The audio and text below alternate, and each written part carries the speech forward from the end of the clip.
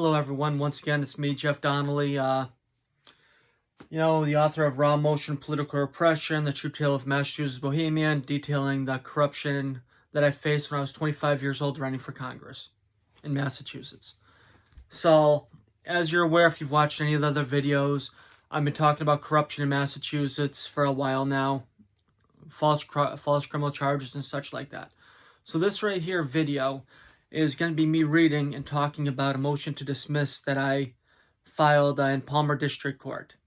And this one, I've got the judge's ruling, so I'm going to read the ruling out first. And then I want you to actually pay attention when I read through the motion, and I want you to really think, is this ruling legit or is this ruling completely crazy? Okay, if you don't believe me though, and you want to take the time to go down to Palmer District Court, the docket number in this case is 2143 CR 000873. So all you have to do is go down to Palmer District Court and you can actually request to view the whole case file to see what was charged against me, the motion to dismiss, and everything else involved in this case. So if you don't believe me, go down there and check it out, because it is ridiculous. Okay, first off, I filed this December 3rd, and it was heard on December 9th of 2021. And the judge ruled on it on December 24th of 2021, but they never sent it to me or filed it. I actually went down to the courthouse to get some other paperwork on January 3rd and asked about if the judge had actually ruled on this motion or any of the other motions I had filed. And they said, they looked around, they're like, oh yeah, he did. And they're like, oh, well, we just haven't put it on the file yet. So for a couple weeks, they were sitting on this motion to dismiss and hadn't provided it to me. And God knows when they would have actually provided it to me if you get down to it, especially with how it is. Okay, first off, this motion was denied. So what I'm going to read is I'm going to read the motion itself. I'm going to read why it was denied, and then I'm going to read what's called the Memorandum of Law in support of the defendant's motion to dismiss. That basically is where the grounds and everything else is laid out. And if you look at it, this one right here, I did have the assistance of an attorney. So this right here wasn't just me. This was me plus an attorney working together to draft this motion. Which means if I was lying in it, the attorney would be disbarred and I'd be cited. So take that in consideration too. Okay, so defendant's second motion to dismiss. Now comes the defendant in the above entitled action and respectfully moves this honorable court to dismiss the complaint against him. As grounds, therefore, the defendant asserts that the courthouse security video recording footage from the day in question were either lost or destroyed. The missing evidence would have produced evidence favorable to the defendant. It was material to an issue in the case, and its absence prejudices the defendant. And there's a case quoted in here, which is Commonwealth versus Stanford, 460, Massachusetts, 441, 2011. The defendant further asserts that dismissal of the complaint is the appropriate remedy. Commonwealth versus Henderson, 411, Mass, 309, 1991. Once again, I wouldn't have known these existed if it wasn't for the assistance of the counsel. Okay, so remember something. I've been charged for acting inappropriately in the court. Like in the courthouse, where it was under video surveillance. As soon as my video was turned off, they claimed, basically things happened. So if you look at it, the court officers are the ones that arrested me and charged me. The court officers were in direct control of the video cameras, which captured everything that happened. The one I told I was going to sue her, she deleted all the video footage in question. That video footage is discovery. It should have been put into the file, because it actually, as everyone is aware, it showed exactly what happened. Why would they willfully delete this information? Unless it showed that they were lying in their report, which obviously it would have.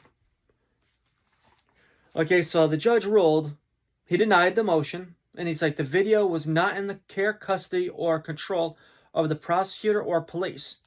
Let me stop right there. What do you mean the police? The trial court officers are law enforcement that are in charge of the courthouse. So how was this video not in control, in the custody of the police? It was. Therefore, the trial court officer should have made a copy and provided it to the prosecution and the court, but they never did because, once again, they're concealing evidence and they destroyed evidence because what it would show. Okay, and then it says, rather it was presumably in control of the trial court, neither the prosecution or the defendant thought in order to preserve the alleged evidence. Okay. Presumably in control of the trial court? Dude, this is the first justice of this court saying presumably. Come on. It's the recording. It's the video surveillance recording. Of course it's in the control of the court officers. They admit that the court officers allowed it to be deleted and, done over. And then, let's see.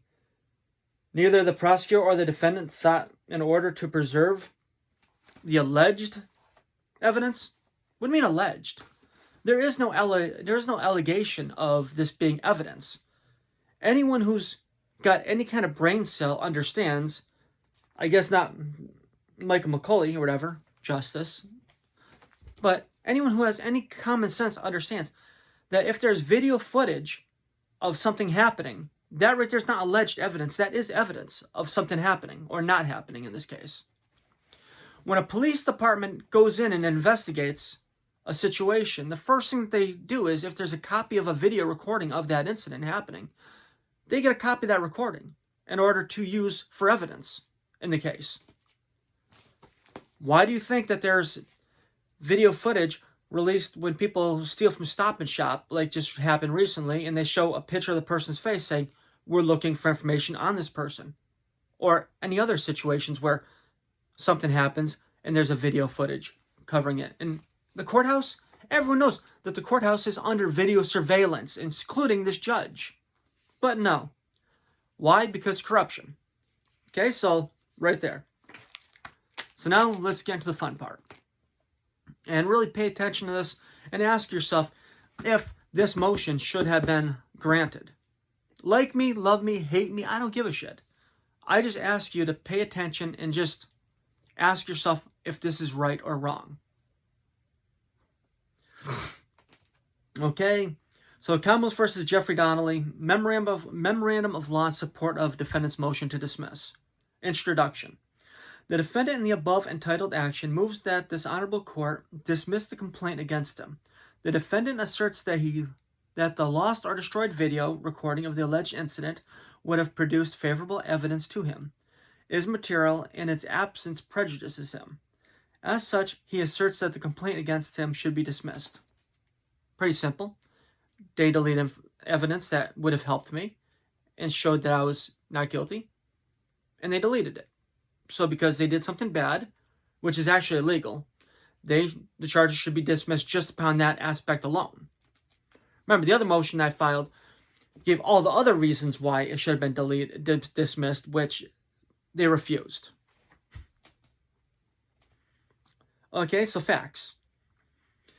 In the statement of facts that trial court officer McBride provided in his application, being that of a partial statement, let's stop right here. I have full statements now, which I had to go through hoop after hoop after hoop to get.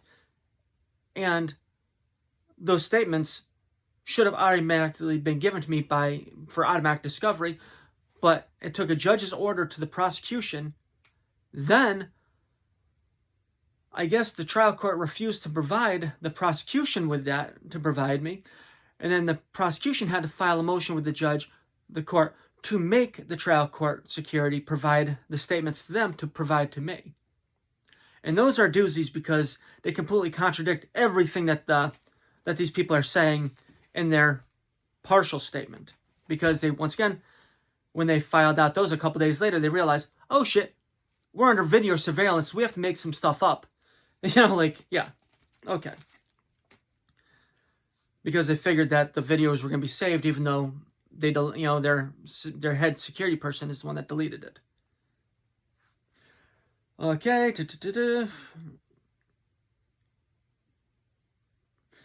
Okay, providing his application being that of a partial statement and a statement that Mr. Donnelly claims is false. It is alleged that Mr. Donnelly at approximately 10:40 a.m. on 09 May 2021, Jeffrey Donnelly was in the Public District Court. He was observed laying on a court lobby bench with no mask on. Officer Dennis Hart spoke with him. Mr. Donnelly became agitated. Remember, we've got the video footage of that. Remember that was taken? If you want to watch that video, it's up. Assistant Chief Cardozo and Officer McBride were called to the lobby. Mr. Donnelly was uncooperative. Once again, you can watch the video that I posted. Officer McBride asked him to wait outside the building or in his car till the case was called. Well, in his other statement afterwards, Officer McBride stated that I told him that I was not going to wait in my car because I did not trust that they would come and get me when my case was, to be heard. Yeah, they actually did write that in their statement after the fact. The statement that it took a bunch of running around to actually get a copy of. That was not provided to the court. Mr. Donnelly yelled he was not leaving. He doesn't say that in his other statement, that yelled. He was told he would be arrested for disorderly conduct. He stated, well, then arrest me. This happened several times. Each time Mr. Donnelly got louder. On the third time, he was placed in custody. Okay, well, in his other paperwork, he actually writes down that I complied and I allowed him to handcuff me. And I didn't struggle or anything. Kind of strange. During this altercation, ensured, and Mr. Donnelly became combative, resisting all efforts by officers to escort him to the lockup. Well, in his other statement, that I wasn't supposed to have or even know about, he admits to having, after handcuffing me, double locking the handcuffs, that I told him that I was going to be suing him, and I hoped he enjoyed his job because I was going to have his job in his house, and guess what happens then? Then he claims that he had to put me in wrist locks and put me against the wall. Because then he said I started struggling. Once again, after allowing them to handcuff me and leading me to the cell, why am I going to struggle? Well, the reason why he said it is because I told him that I was going to sue him, which he admits to in his other statements. And then he decided to get upset, angry, so he put me in wrist locks, twisted my wrists, almost breaking them, and then slammed my head against the wall because he was upset. Gotta love it. Mr. Donnelly, well cuffed, struggling, pulling arms away, and was using his hands in an attempt to pinch at officers. Yeah, come on. Mr. Donnelly was also trying to use his feet to stomp on officers' feet. Mr. Donnelly's behavior caused us to call for another officer to respond. This forced the judge to have to leave the bench for security purposes. Filed by Officer McBride. Okay, remember something. There was Supervisor Cardozo there. There was Officer Hart there as well. Neither of them were involved. Yet they had to call in an officer off the bench. Kind of strange, huh? That the other two are just going to sit there and watch something like this happen. But remember something. I guess, they give no proof that the judge was even on the bench. Okay, so the argument. The missing video recording of the incident would have produced evidence favorable to the defendant. The Commonwealth was culpable for the lost recordings, meaning responsible. The recordings were material to an issue in the case, and the defendant was prejudiced by the missing recordings. Makes sense, right? Okay. The video recording would have produced evidence favorable to the defendant. The defendant has the initial burden of showing a reasonable possibility based on concrete evidence that access to the lost evidence would have produced evidence favorable to his case. Quoting Commonwealth versus Heath, 89 Mass, APP, Appeals Court, 328 at 333, 2016 is the year. That's a case law right there. This formulation requires more than mere speculation as to what the lost evidence may have shown. The defendant must articulate what exculpatory information the lost evidence would have revealed. Heath at page 334. That's what those mean, is the page. In the case at bar, this video would have shown Mr. Donnelly waiting in the courtroom when the judge had left the bench for the end of the morning session. You would see Mr. Donnelly walk up and talk to the court officer and then leave the courtroom and enter the lobby. While in the lobby, Mr. Donnelly was sitting on the bench. Then Mr. Donnelly lay down on the bench and was minding his own business, trying to relax on the lobby bench, trying to cope with a medical cope with a medical condition exacerbated by wearing a mask that was constricting his breathing. Mr. Donnelly suffers from generalized anxiety disorder and has been a severe asthmatic for his whole life, being a respiratory disability, end quotes.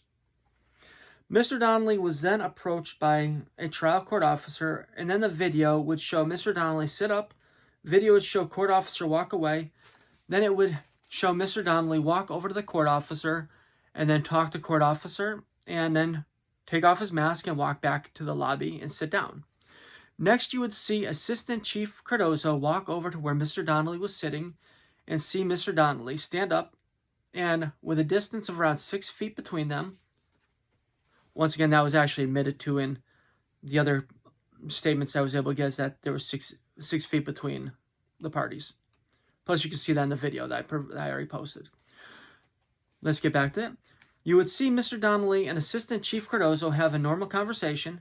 During said conversation, you would see Mr. Donnelly reach into his front pocket and present his prescription medication, being that of a Pro-Air HFA albuterol sulfate inhalation aerosol device, to Assistant Chief Cardozo. And then the video would show Mr. Donnelly place the medical device back into his pocket. During this whole encounter, Mr. Donnelly is standing with his right hand holding his cell phone against his chest and using his left hand to retrieve and put his medical device back into his front pocket. This video would also show that Assistant Chief Cardozo's posture was that of showing annoyance. Neither Mr. Donnelly nor Assistant Chief Cardozo would have appeared to be in any defensive stance. The video would show Officer McBride come from out of the courtroom with his mask not covering his nose, thus offering no protection to himself or the general public. The video would then show Officer McBride in a commanding and aggressive stance. After several minutes of this, you would see Mr. Donnelly put the mask on. Then soon after, Mr. Donnelly lowers his phone from his chest. After Mr. Donnelly lowers his phone from his chest, Mr. Donnelly complies without struggle and allows Officer McBride to handcuff him.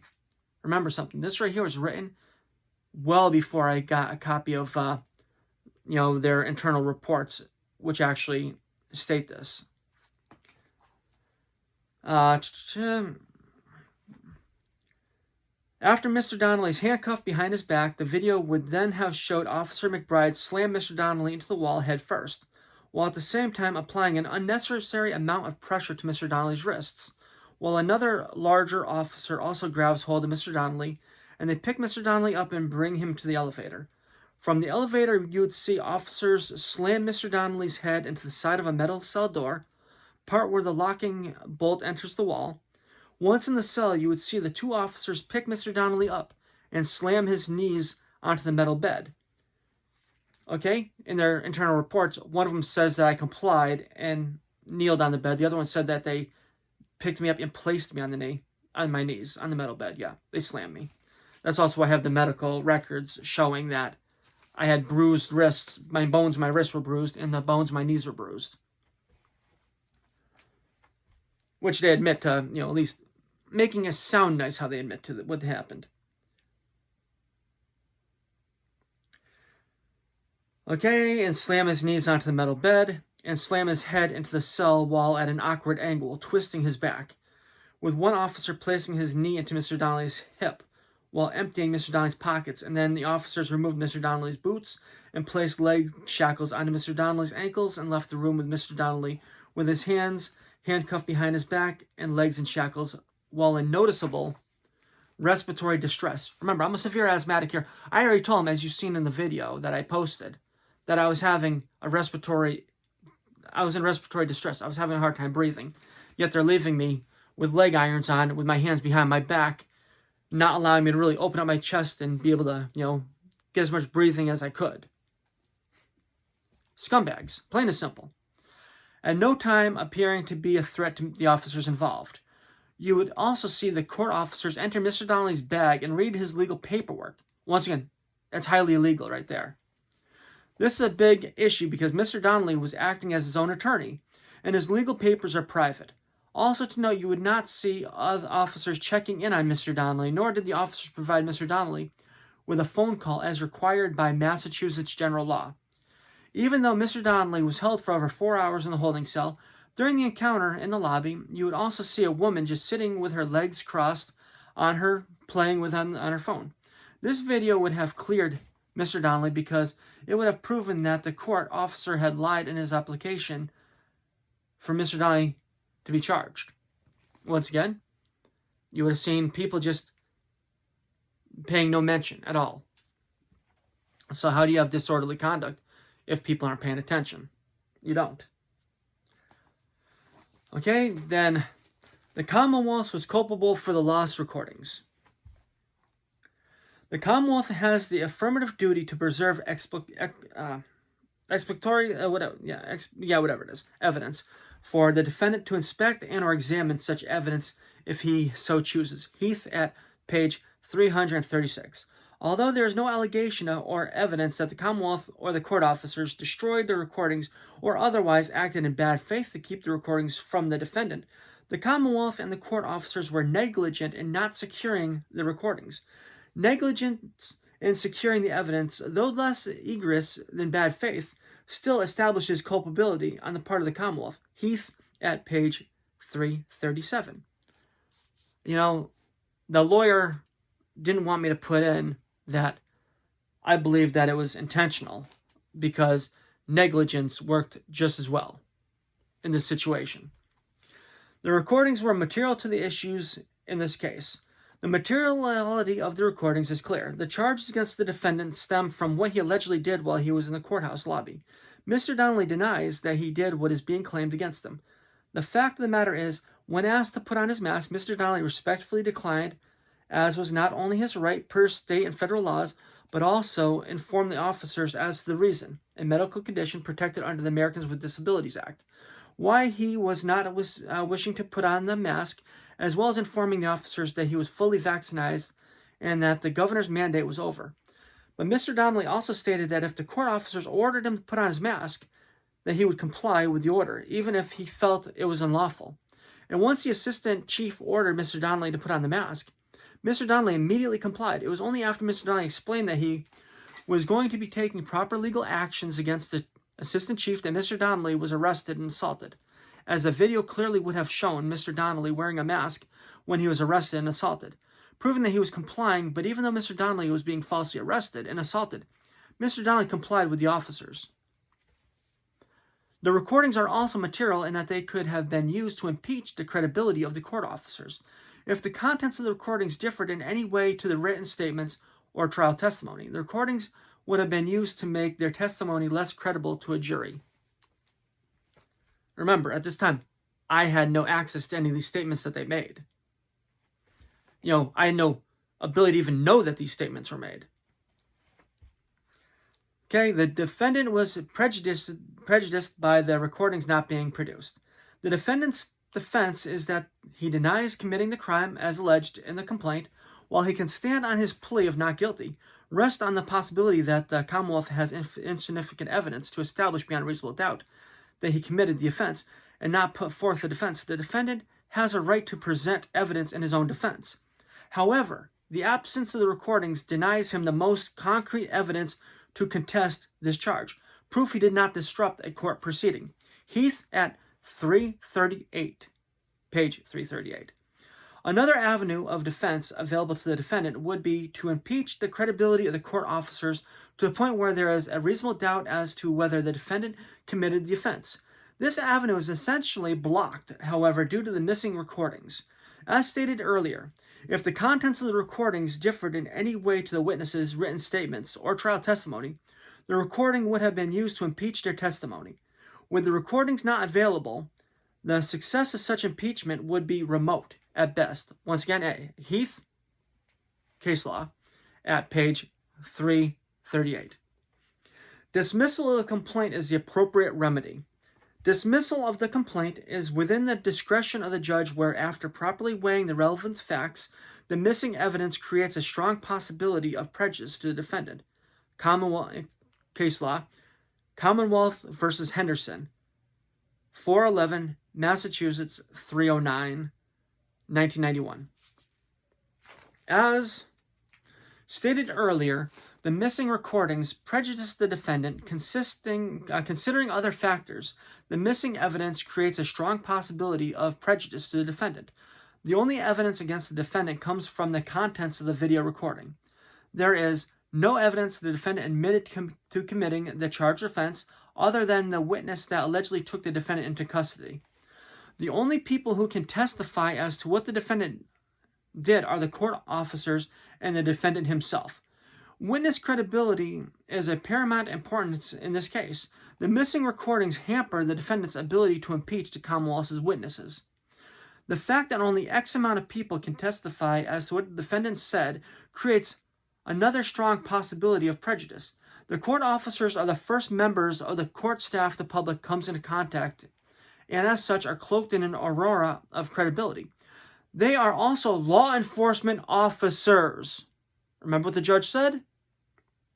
Police? Never had access to it? Police. Law enforcement are police. Right or wrong? Okay, court staff and, okay. Member law enforcement, sitting jurors have been known to give greater weight and credibility to such law enforcement officers as opposed to civilian witnesses. Commonwealth versus Aoba, 77 Mass Appeals Court, 563 at 565, 2010. Commonwealth versus Nelson, 91 Massachusetts APP Court, Appeals Court, 645 at 646, 2017. The third person who can testify to the contents of the video recording, the defendant, is not employed by law enforcement and thus is not cloaked in an aurora of credibility. Once again, these case laws even claim law enforcement. Court officers are law enforcement. After all, if they weren't law enforcement, how could they arrest me? And charge me with resisting arrest. Okay. Judge must be retarded, but still. Retarded or corrupt? And realistically, I don't think he's retarded. Mentally disabled. I think he's just corrupt. Makes sense, doesn't it? Conclusion. The defendant in the above entitled action moves that this honorable court dismiss the complaint against him. The defendant asserts that the lost or destroyed video recordings would have produced favorable evidence to him, is material, and its absence prejudices him. As such, he asserts the complaint against him should be dismissed. Respectfully submitted, Jeffrey P. Donnelly, December 3rd, 2021. Okay. Then again, you also have to, when you file a motion to dismiss, you have to include an affidavit in support of the defendant's motion to dismiss. So I'm just going to read that just so you're aware of everything that was filed. I, Jeffrey P. Donnelly, state the following is true to the best of my knowledge, information, and belief. I am the defendant in the above entitled action. I am being charged with disorderly conduct, resisting arrest, and disrupting court proceedings. The interaction occurred in the lobby of the main floor of the Palmer District Court, then proceeded to the holding cell and entered into the holding cell on the basement level. This occurred on June 9th, 2021 at around 10:30 a.m. The courthouse records the area where the alleged incident occurred. I took the following steps in order to retrieve the video recordings on the day of the incident. I told the court-appointed attorney that was issued to me that day that I needed the video footage of what had happened that day because it would show that the court officers had lied. Right there. They said I never tried. The defendant never tried to get it. Remember, the judge denied it? But it's claimed right here. They gave me a court-appointed attorney that day. I told the court-appointed attorney I needed this evidence. Nothing was ever done. Then within 2 weeks of the incident, I went to the Palmer District Court and talked to a person posted at the front door. I do not know his name, as it was not Officer Hart who normally mans this position. I asked him if the other officers had made reports and how I could go about getting a copy of the video recordings. He contacted someone, and I was told that no other reports were made, and that I would have to get the other information recordings from the Assistant District Attorney handling this case. I personally filed a motion for discovery with no help from my former court-appointed assistant counsel's help, even after I had asked him many times for assistance in gaining said videos. The court appointed my motion, and my new assistant counsel was in talks with the trial court and found out from Assistant Chief Cardozo that all the recordings had been deleted. This shows I was trying to get a copy of that video and any other reports. It shows that the trial court officers were aware that I was trying to get a copy of it. And it showed that I was given the runaround until they were allowed to delete the videos, or until they actually did delete them. And remember something. If you know that you charged someone with someone and it's under video surveillance, if you didn't do anything wrong, you're going to save the videos. You're not going to delete over them. You're going to make a copy and put it in the file, because it shows what you said happened, unless you're a lying piece of scum. Okay, the videos were destroyed. I have reviewed the statutory and case law surrounding the issue of lost or destroyed evidence. I am prejudiced by not having the destroyed evidence available to myself, because the evidence is a real-time recorded visualization record of exactly what had occurred, and would have proven that what had been alleged to occur would be false. I am also aware that such evidence is not supposed to be discarded for this very reason. Without this evidence, it will be nearly impossible to get a fair trial, as has been proven by the fact that I was charged with these serious crimes by a clerk magistrate on only the partial statement of one trial court officer, and without even asking to view the video footage that they knew existed. Signed under pains and penalties of perjury on the 3rd day of December 3rd, 2021. Jeffrey B. Donnelly. Okay. Think about it. I show how I tried to get the information. I state that the court-appointed attorney that they had given me as a standby counsel, I tried having them help me, and they never got back to me. And they, for over a month time, refused to get back to me to help. Now you think about it, during that month's time is when this information was deleted. Strange, huh? And then, we have a conflict of interest because he doesn't get back to me and doesn't assist as he's supposed to. Gotta wonder. So when you look at this and ask yourself this, why was this motion denied? In the court of law, the benefit that, if the prosecution does misconduct at any level, charges are supposed to be dropped in order to protect the accused. This would have protected me. It was deleted. This isn't the first time that the Commonwealth has done this. This isn't the first time that the judges have done this. I've had judges say one thing in court. Case in example. I had a judge once say in a motion to dismiss, I had a firearm under the driver's side seat of my vehicle. And the assistant district attorney on a motion to dismiss stated, Your Honor, I did not believe the firearm was under Mr. Donnelly's direct control. This is in a 2-door Mustang. I'm the only person in the vehicle. And it's under the driver's side seat of the car. The judge looks at the ADA, assistant district attorney, right, in that case, and said this. ADA Skapransky, how can it not be under Mr. Donnelly's direct control? He was sitting above it. That came out of the judge's own mouth right there. Okay? So you'd figure I'd won that case, right? I'd won that motion to dismiss, Well, about 30 days later, that judge made a ruling. His ruling said that the firearm was not under my direct control. After he himself said, how can it not be? I'm the only person in the car, 2-door Mustang, under my seat right where I'm sitting.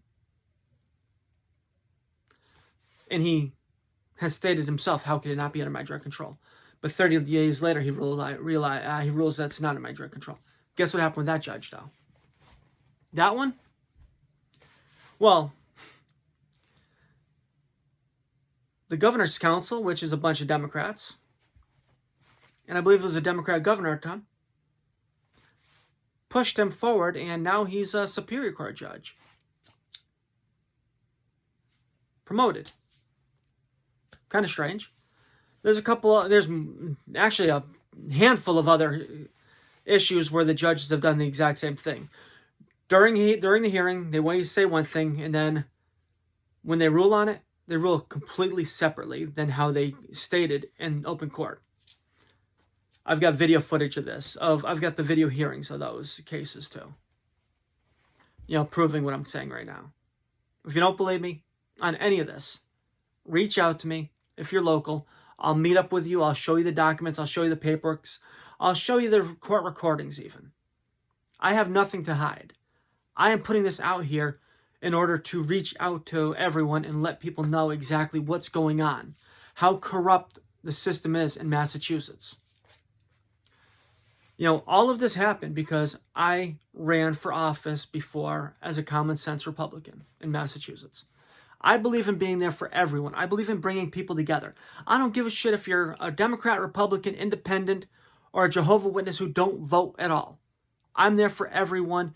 Even not being an elected official, I have people coming to me nonstop for help, and I give them as much help as I can give them, and I send them to the right areas and agencies to do what they have to do. I went to school for psychology, criminal justice, and art education. I didn't go to school to get rich. I went to school to actually help other people. And this is killing me, not being able to help people. Not being able to work in a field where I can actually reach out and help people. Yeah, I said it. A field where I'm not going to get rich, where basically I'll be lucky if I'm making 30, 40 grand a year working in my field. Okay, hey, have a great day, If you want to lend any support at all, the information's on the bottom. Buy the book I wrote, Exposing Corruption, the original stuff that happened. Buy a piece of artwork, Hell, even send a donation. Anything at all will help, and will help the cause. And buy a piece of artwork, who knows? What's the worst will happen? You buy a woodblock print for $20, and 5 years from now, 2 years from now, 10 years from now, it's worth $50. You never know. Or $500. Once again, art's a good investment. Just saying. I'm not Hunter Biden. You're probably not going to get like $500,000 for a straw painting from me, Once again, I'm a real artist. He's not. I went to school for art. Okay. Have a great day.